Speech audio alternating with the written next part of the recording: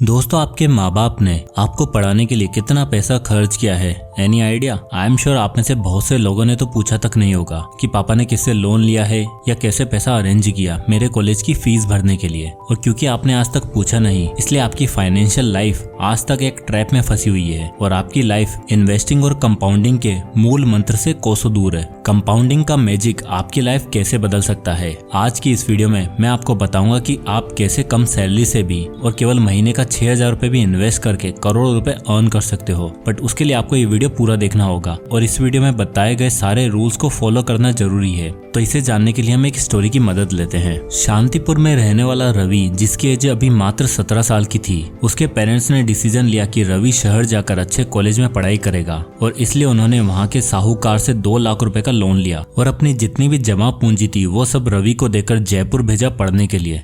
रवि की देखा देखी उसका एक दोस्त जय भी गाँव से जयपुर पढ़ाई के लिए आया। नए नए शहर में नई उम्मीदें लिए, पर रवि उम्मीदें कम और डिटर्मिनेशन ज्यादा लाया था। कॉलेज में एडमिशन के कुछ दिनों बाद ही उसने एक पार्ट टाइम जॉब पकड़ी जिसमें उसको 10,000 रुपए पर महीना मिला करते थे। अब इन 10,000 में से वो आधा अमाउंट रवि रख लेता था अपने 2 लाख का लोन चुकाने के लिए और बचे आधे अमाउंट से बाकी का खर्चा चलाता। और ऐसा करने से देखते ही देखते सिर्फ 3 सालों के अंदर अंदर उसने अपना सारा लोन चुका दिया। और कॉलेज खत्म होते ही जब उसकी जॉब लगी तो वो सारे कर्ज से फ्री हो चुका था। पर रवि का गोल सिर्फ कर्ज चुकाना नहीं था, उसका गोल था एक बेटर फाइनेंशियल फ्यूचर बनाना, ताकि वो अपने पेरेंट्स को वो सब कुछ दे सके जो वो चाहता है। उसने कहीं पढ़ा था कि इन्वेस्टिंग से लॉन्ग टर्म का हर सपना पूरा हो सकता है। इसके लिए जॉब लगते ही उसने एक अमेजिंग रूल का यूज करते हुए हर महीने कुछ पैसा इन्वेस्ट करना शुरू किया और किसी महीने गलती से मिस ना हो जाए इसके लिए उसने ऑटोमेटिक पेमेंट का ऑप्शन सेलेक्ट किया और ईमानदारी से हर महीने वो इन्वेस्ट करता रहा। स्टार्टिंग में तो नहीं, पर हाँ, धीरे धीरे उसकी वेल्थ ग्रो होने लगी और बढ़ती सैलरी के साथ उसने और भी ज्यादा इन्वेस्ट करना शुरू किया। वहीं उसका दोस्त जय एक नंबर का अय्याश निकला।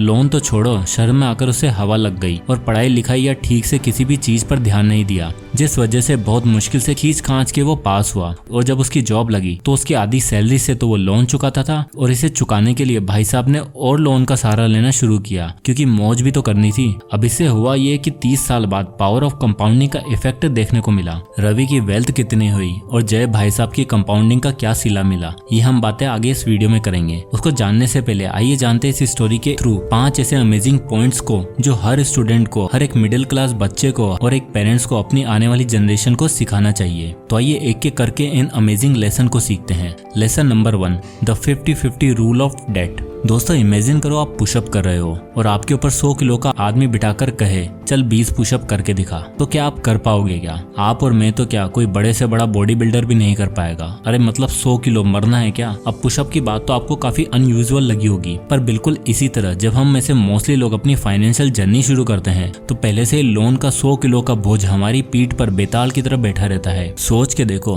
अगर आपके करियर की शुरुआत में ही आपके ऊपर 1000 तरह के लोन्स और बर्डन डाल दिए जाएं, तो क्या आप सच में कभी फाइनेंशियल फ्यूचर प्लान कर पाओगे क्या? जी बिल्कुल नहीं। आज हम सबको सोसाइटी से कंपैरिजन करने के लिए महंगा फोन, अच्छे कपड़े, अच्छी लाइफस्टाइल चाहिए, वरना कोई हमें पूछेगा क्यों? और इसी चक्कर में लोन्स और ईएमआईज का डर्टी गेम हमें अपने जंजाल में फंसा लेता है। आधों के ऊपर तो एजुकेशन लोन का बोझ होता है, क्योंकि बचपन से ही पापा को इतनी मेहनत करते हुए देखा है कि खुद के अंदर रिस्पॉन्सिबिलिटी आ जाती है, पर उसे कैसे रिपे करना है ये किसी को नहीं पता होता। दोस्तों, बिना मार्गदर्शन के तो अर्जुन भी महाभारत का युद्ध नहीं जीत पाया था। तो आपको भी तो जरूरत है एक ऐसे मंत्र की जो आपके ऊपर रखे बोझ को हटाकर सही तरीके से फ्यूचर शेप करने में मदद करे। एंड द मंत्र इज 50-50 रूल। यानी कि जब आपकी सैलरी कम होती है और आपके ऊपर लोन है तो आपकी सैलरी का 50% आपके लोन की तरफ जाना चाहिए और बाकी का 50% आपके एक्सपेंसेस और बाकी खर्चों के लिए। आई नो ये बहुत टफ है और इम्पॉसिबल साउंड कर रहा है, पर अगर आप रवि का एग्जांपल देखें तो मात्र 10,000 की इंटर्नशिप से उसने 50-50 रूल को अपनाया और कुछ ही सालों में अपना एजुकेशन लोन रीपे कर दिया, जिससे वो अपने आप को और अपने फादर को डेट फ्री बना पाया। देखो दोस्तों, हमारा मेन गोल कंपाउंडिंग के पावर को एंजॉय करना है। अब ऐसे में जब जेब में फंड्स की जगह लोन रिपेमेंट के बिल होंगे तो आप कहां से सेव कर पाओगे और कहां से इन्वेस्ट करोगे अपने फ्यूचर के लिए? इन शॉर्ट, आपके पास जितनी सेविंग्स है, जितना पैसा है, उसका 50% 20% जरूर साइड रखो लोन के लिए, क्योंकि जितनी जल्दी से जल्दी आप बर्डन फ्री होंगे उतने ही बढ़िया आपकी बॉडी और आपकी फाइनेंशियल हेल्थ बनेगी, वरना कमर टूट सकती है। अब आता है लेसन नंबर 2,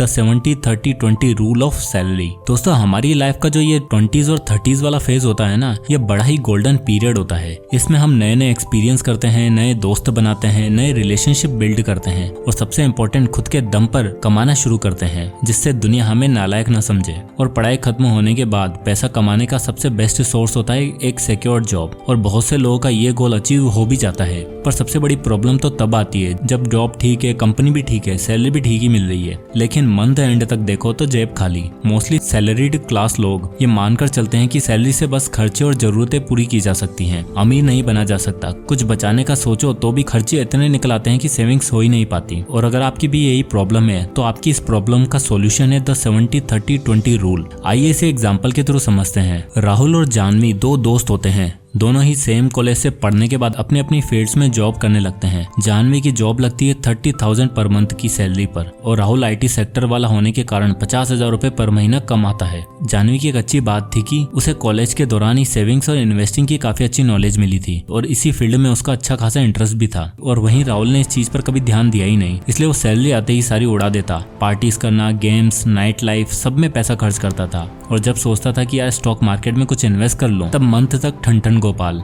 भाई साहब की जेब में 1 रुपए तक नहीं बचता।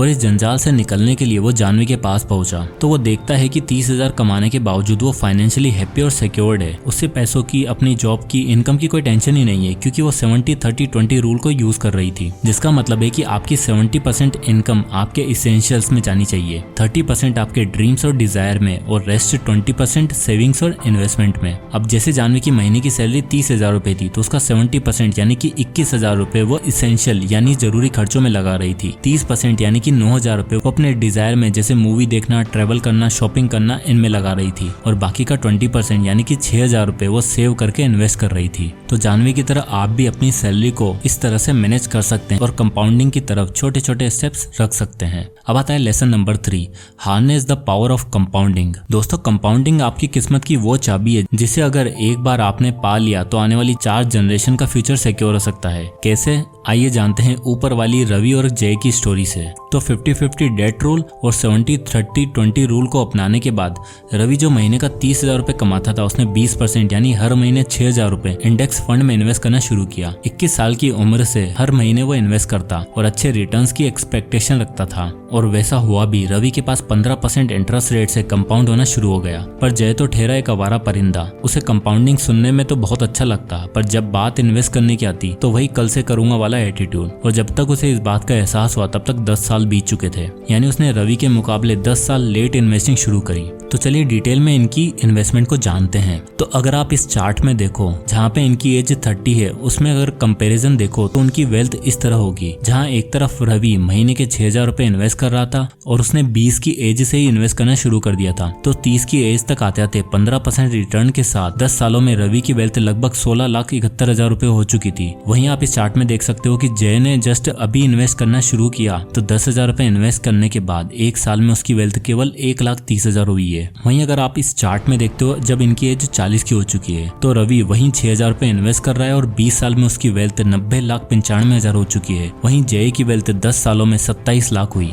अब दोनों की एज 50 की हो चुकी है। तो इस चार्ट में आप देख सकते हो कि कैसे दोनों की वेल्थ में जमीन आसमान का फर्क है। जहां रवि 6,000 रुपए महीना 30 सालों तक इन्वेस्ट करने के बाद उसकी वेल्थ अब 4,20,58,924 रुपए हो गई है। और जैसे कि जय रवि से 10 साल लेट था, तो 10,000 रुपए इन्वेस्ट करने के बावजूद भी जय की वेल्थ 20 सालों में 1,51,00,000 हो पाती है। आप देख सकते हो जय ने 10,000 रुपए हर महीना इन्वेस्ट करना शुरू किया, तब जाकर 20 साल बाद उसका 1 करोड़ का टारगेट अचीव हुआ। वहीं रवि अपनी 50 की एज तक आते आते 4.20 करोड़ की वेल्थ का मालिक बन चुका है। और अभी तो रवि ने केवल हर महीने 6,000 रुपए ही इन्वेस्ट किया है। अब सोच को देखो, अगर रवि अपनी इन्वेस्टमेंट को बढ़ाता जाता तो उसकी वेल्थ आज कहाँ पे पहुंच चुकी होती। अब आता है lesson number 4, diversify and automate investments. Compounding का मैजिक आपको सिर्फ तब तक ही फायदा देगा जब तक आप उसमें लॉन्ग टर्म के लिए इन्वेस्टेड रहोगे, अदरवाइज ये मैजिक आपके लिए उतना काम नहीं करने वाला है। इसलिए लॉन्ग टर्म में इन्वेस्टेड रहने के लिए आपको जरूरत है अपने फंड्स को डाइवर्सिफाई करने की। बहुत से लोग सोचते हैं कि ये स्टॉक अच्छा है, ये कंपनी अच्छी है, और इस चक्कर में वो सिर्फ एक कंपनी के भरोसे रह जाते हैं। पर अगर आपको डाइवर्सिफाई करना है तो उसके लिए सबसे बेस्ट ऑप्शन है इंडेक्स फंड, जिसमें इंडिया की टॉप 50 कंपनीज आती हैं, जो ऑन एन एवरेज 12 से 15% की रेट पर आपका पैसा ग्रो करती हैं। और इन फंड्स की सबसे अच्छी बात यह है कि इनमें आपको एक साथ 5,000 रुपए या 10,000 रुपए का शेयर खरीदने की जरूरत नहीं पड़ती, बल्कि आप 500 रुपए हर महीने से SIP शुरू कर सकते हो, और एक ही नहीं बल्कि मल्टीपल कंपनीज में इन्वेस्ट कर सकते हो। और इस रेस में कभी पीछे ना रह जाओ या गिव अप वाली सिचुएशन ना आए, इसके लिए आप ऑटोमेटिक पेमेंट्स का सहारा लो, ताकि हर महीने आपके बैंक अकाउंट से पैसे अपने आप कट जाएं और जाने अनजाने में आपसे इन्वेस्टमेंट मिस ना हो। सो जल्दी से जल्दी अपने फाइनेंस को ऑटोमेट करिए। अब आता है lesson number 5, importance of financial literacy. अब दोस्तों, रवि और जय की स्टोरी और न जाने कितनी रियल लाइफ की स्टोरीज हैं जिनमें सच में लोगों की लाइफ बदलते हुए देखी गई है। पर सबसे बड़ा सवाल तो ये आता है कि क्या हम इससे समझने के लिए, इन्वेस्टिंग शुरू करने के लिए, फाइनेंस को सुधारने के लिए, अपनी लाइफ को बदलने के लिए तैयार हैं क्या? आई नो आप में से बहुत से लोग इस वीडियो को देखने के बाद कोई और वीडियो प्ले करेंगे और वहीं पूरी तरीके से इन्वॉल्व हो जाएंगे। बट एक बार इन पिछले 10-12 मिनट को रिवाइंड करो और सोचो कि क्या आप आज की डेट में इनमें से एक भी रूल फॉलो कर रहे हो क्या? आई एम श्योर 90% लोग इन रूल्स को फॉलो नहीं करते, जिसकी वजह से उन्हें हजारों टेंशन, मेंटल ब्रेकडाउन, स्ट्रेस और न जाने कितने ताने सुनने पड़ते हैं। एंड बिलीव इट और नॉट, इन सभी प्रॉब्लम्स का रीजन है मनी, और मनी के साथ आपके रिलेशन। स्कूल में हमें पीरियोडिक टेबल, पाइथागोरस थ्योरम और कैलकुलेशन तो सिखाते हैं, बट जहाँ बात आती है फाइनेंशियल लिटरेसी की, तो किसी को भी इसका ABCD तक पता नहीं होता। और यही सबसे बड़ा रीजन है कि इंडिया में दुनिया के सबसे ज्यादा मिडिल क्लास और लोअर क्लास लोग पाए जाते हैं। फाइनेंशियल लिटरेसी आज की डेट में उस बीज की तरह है जिसको अगर आप रोज पानी और धूप दो तो एक दिन वो आपको पके हुए फल और छांव देगा, जिसके तले आप अपने बच्चों और अपने पेरेंट्स को एक अच्छी और स्ट्रेसफुल लाइफ दे सकते हो। जय हिंद।